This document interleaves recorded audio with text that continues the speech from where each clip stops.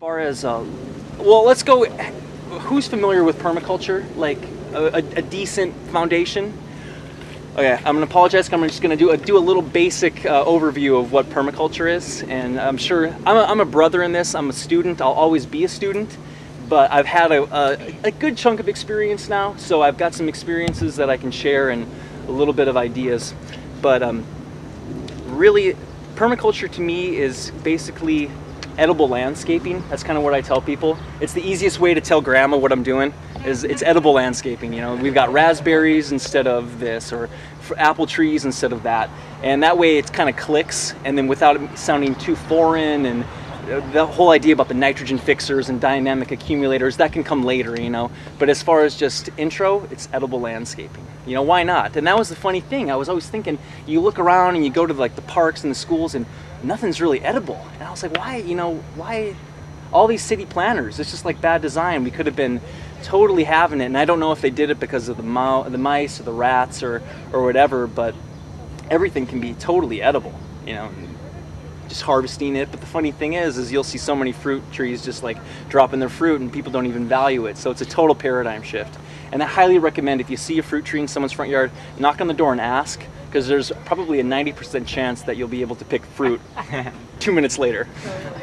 Well, I was in Ojai maybe like 4 months ago, and the persimmons were still on the tree. Like the most amazing like Halloween jack-o'-lantern pumpkin tree, just like hanging, all these persimmons. And I was like, there's no way. So we walked up, talked to the guy. He's like 90 years old. He's like, take them, please take them. We took about 100 persimmons. And you know, like I'm used to spending $2 a piece, you know, so in about 15 minutes we had $200 worth of produce, easily. And that just shows the abundance of getting it going.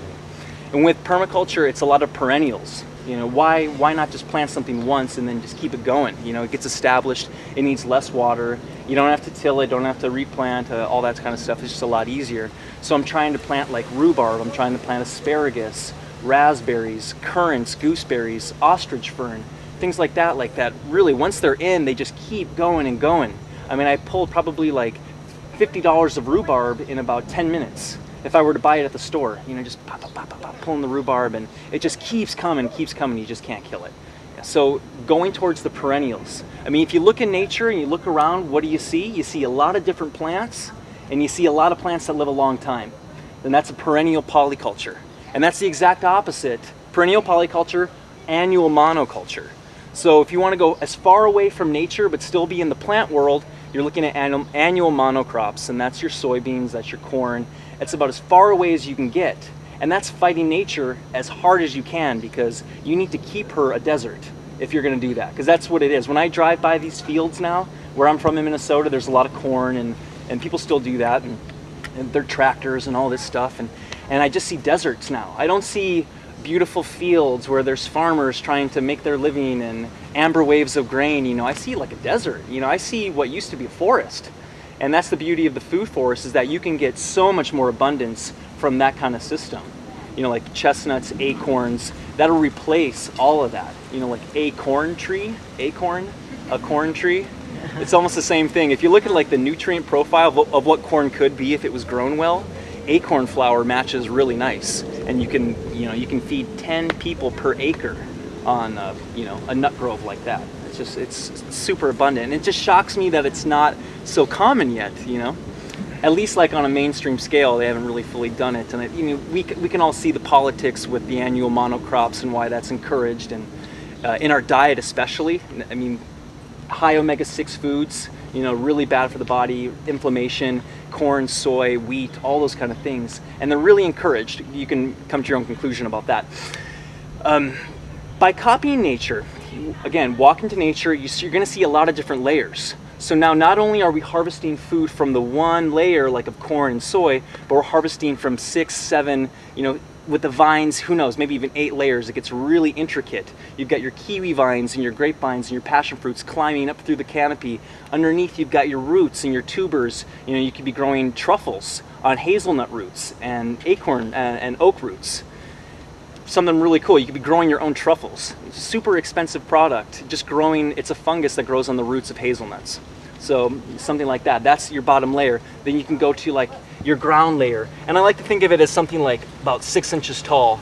And that could be your just ground covers, you know, whether it's short little raspberries, strawberries, white clover, mint. I really like to go with a lot of really pungent herbs like oregano and mint because the pests don't like to eat them. You know, rabbits won't eat mint, you know, squirrels don't like that stuff. Those kind of spicy things, you know, herbs. Deer, I have a lot of deer issues too, so I've kind of been working with that, and you kind of have to like step back and see what they really like and just make a note of it and then find what you like that they don't like. You know, so I've kind of realized that they don't like Nanking cherries, which is a sour cherry bush that grows to like 8 feet tall in Minnesota. They don't like them, you know, so I buy a lot of those now because I'm not there really. I'll be there in the summertime, but I really designed it for neglect because I wanted it to be growing on its own. That's the way it should be. It should be a self-producing system where you can come back in 5 years and yeah, you'll have to pull weeds and stuff, but you're gonna see everything coming up. And when I say weeds, I mean you can be juicing grass, you can be juicing anything, pretty much. Very few things are technically a weed. They're gonna compete with things that you might like better, but they're always gonna be useful. And at the very least, it's more stuff for the compost pile. You know, some people would wanna like walk around and spray these weeds, but I think of that as like food for the compost pile. You know, it's just such a weird concept. Like, why would you ever wanna just spray it and then let it just sit there and wither away and die? Just pick it up and feed it to the compost. A lot of funny things. Dandelion's a good example of this weird paradigm shift. Like, there's no better plant than dandelion. Every single part of it is edible. It accumulates nutrients in the soil. It's one of the first flowers of the year for the bees. Really high in pollen, so it's good in protein for the bees to really get things going. And if you let it grow a few seasons, it gets to be about this wide, where like the leaves are really fat and long, and I mean, you can just eat the flowers, and instead of a flower being like this big, if you wait a few years, the flowers start getting like that big. Yeah, and you never see it usually because people are wiping out dandelions as quick as they can. And I don't even really, I eat the flowers and I'll pick some leaves, but otherwise I just let it decay on the top still because I'm trying to let them do their thing. Or maybe twice a year I'll snip off the leaves and then it'll come again. As far as, dandelion is known as a really good, dynamic accumulator. And that means it's got a really good taproot that dives down deep into the soil, and it's gonna pull out certain minerals, especially like calcium, magnesium. And then when it does that, it obviously pulls them up into the leaves. So then at the end of the year, when that dies off, or if you chop it up and put it on your compost, it's really high in those minerals that normally wouldn't be on top of the soil.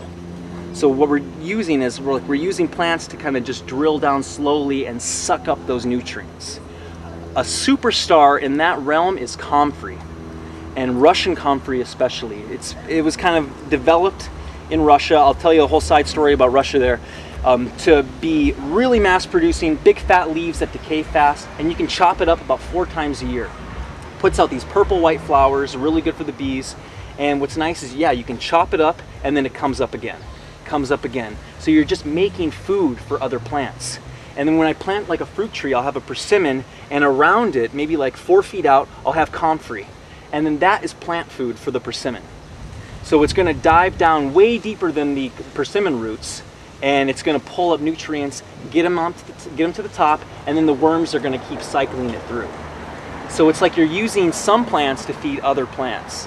And then, you know, with the dynamic accumulators, there's that. Sorrel's another good one. Lovage is actually another good one, and nettles is good for that. Nettles is good for shade too. If you ever have any shady spots and spots that you're not walking around much, because if you do brush against them, they're gonna sting you. But it's one of the first greens to come up in the year, and it's super high in iron, calcium, and magnesium. It's known for accumulating that. It's known as a spring ephemeral, one of the first things to pop up. And those kind of plants are known for waking up the forest in the springtime and getting nutrients up onto the ground level again. So nettles, all that kind of stuff.